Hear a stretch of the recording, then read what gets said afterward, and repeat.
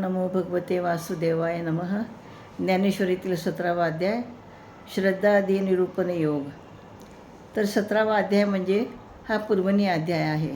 श्री ज्ञानेश्वर माऊलीने श्री गणेश रूपात आपल्या श्री गुरूचे वर्णन केले व अप्रतिम स्तुती सुमने वाहिली.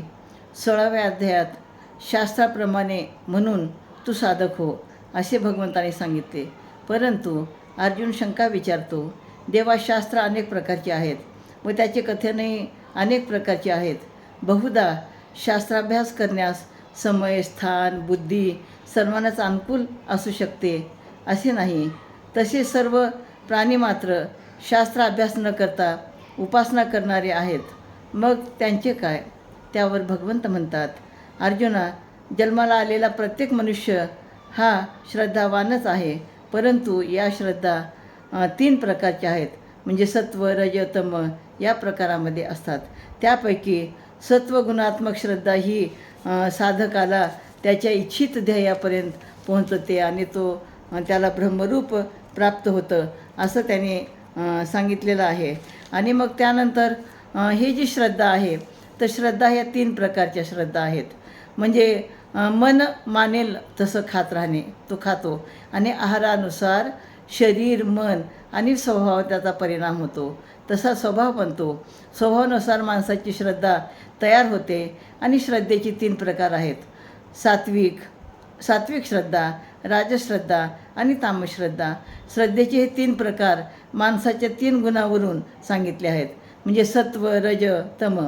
प्रत्येक माणसामध्ये हे गुण कमी जास्त प्रमाणामध्ये असतात. हे त्रिगुण कसे आहेत तर बीजामधून झाड उगवतं आणि झाड उगवल्यानंतर बीजाचं अस्तित्व संपतं. कालांतराने झाडाचं बी पडतं, ते जमिनीत मिसळतं आणि पुन्हा त्या बीजापासून वृक्षाचं अस्तित्व तयार होतं, वृक्ष येतो. म्हणजे वृक्षाचं अस्तित्व नष्ट होत नाही. त्याप्रमाणे या 3 गुणाचे आहे. कधी सत्वगुण बलवान होतो तर कधी रजोगुण बलवान होतो. तर अशा प्रकारे 3ही जे गुण आहेत ते वेगवेगळ्या प्रकारे काम करत असतात. आणि म्हणून तमोगुण काय करतो?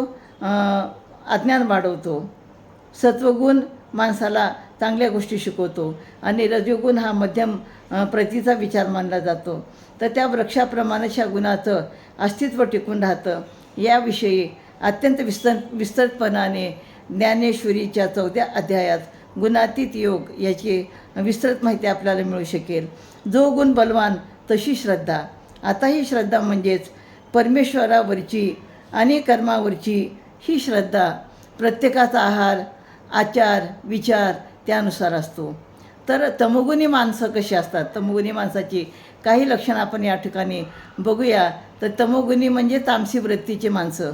तर तामसी वृत्तीची माणसं ही अर्धवट शिजलेलं अन्न ते खातात, गार अन्न खातात, स्वादिष्ट अन्न त्यांना आवडत नाही, खाऊ नये ते शिळं अन्न ते खातात, कर्म केलं आहे असं भासवतात आणि दुसऱ्यांना त्रास व्हावा असा ते विचार करतात.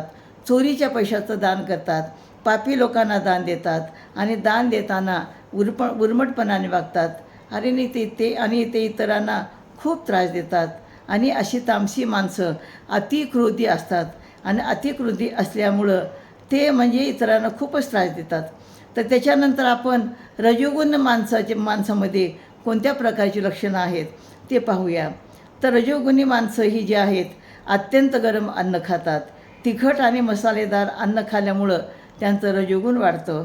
कर्म करताना मला काय मिळेल याची इच्छा त्याच्या मनामध्ये असते, म्हणजे काहीतरी अपेक्षा ठेवून कर्म करतात.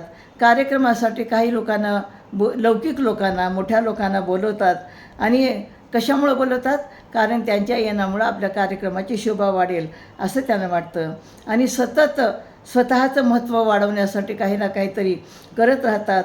दान देताना आपल्याला काहीतरी मिळावं किंवा परत मिळावं अशी अपेक्षा ठेवतात.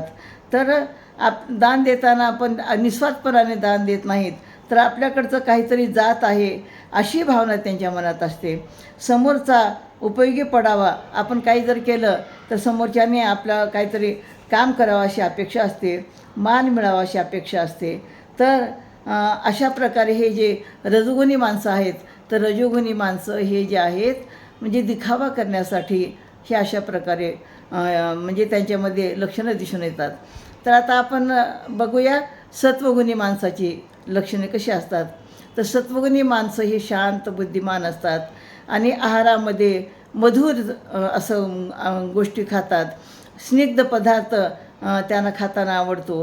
पूर्ण शिजलेले ते अन्न खातात.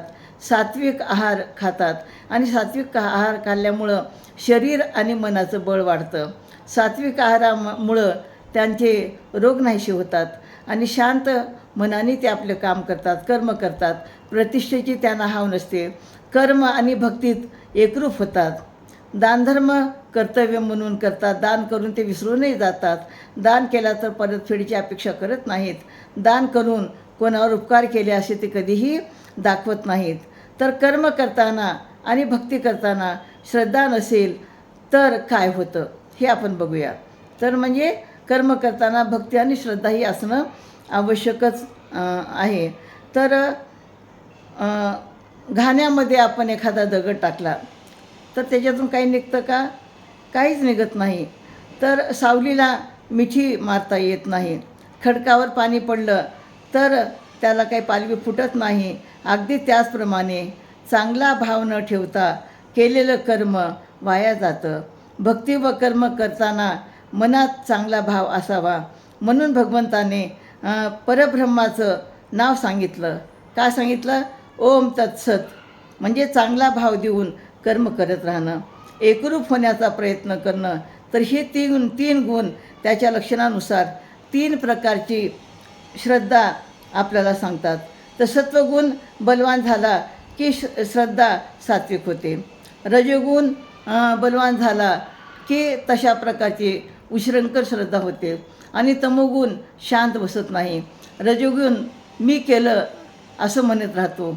मग मध्येच तमोगुण वरती येतो. जो विवेक बुद्धी हरवून बसतो आणि मग चुकीचं वागायला लागतो, चुकीचे काम करायला लागतो. दुसऱ्याविषयी त्याच्या मनामध्ये वाईट विचार असतात आणि दुसऱ्यासाठी ते काहीच करत नाहीत आणि ते स्वतःला त्रास देतो, दुसऱ्यांनाही त्रास देतो आणि अंतःकरणामध्ये वास करणाऱ्या ईश्वराला सुद्धा रजोगुणी माणसं, तमोगुणी माणसं त्रास देतात. तर भगवंताने अर्जुनाला सांगितलं की अशा प्रकारे कुठला तरी एक गुण बलवान होत राहतो आणि हा गुण आपल्याकडून कर्म करून घेत असतो. कर्मानुसार माणसाला त्याचं फळ मिळतं. अर्जुनाने विचारलं की सर्वांनाच कसं माहीत आहे की काय करायचं आणि काय नाही करायचं. यावर भगवान श्रीकृष्ण म्हणाले, जरी ठाऊक नसले तर मग ती व्यक्ती शहाणी असलेल्या व्यक्तीला आपण त्यांच्याकडनं माहिती करून घ्यायला पाहिजे की जेव्हा जी व्यक्ती गुरुतुल्य आहे त्या व्यक्तीचं आपण ऐकावं. म्हणजे घरातील जी व्यक्ती ऐकावं म्हणजे आपल्याला त्या चांगल्या गोष्टी कळत असतात. तर घरातील जी व्यक्ती अन्न शिजवते ती एकटी जेवत नाही. घरातील सर्व लोकांनाच त्या अन्नाचा लाभ होत असतो. घरच्यांना ते अन्न खायला छान वाटत असतं. ज्याप्रमाणे कष्टाने गुरुने दिवा लावला तर त्याप्रमाणे शिष्याने दिवा जर लावला तरी देखील गुरुला म्हणजे त्याचा फायदा होत असतो.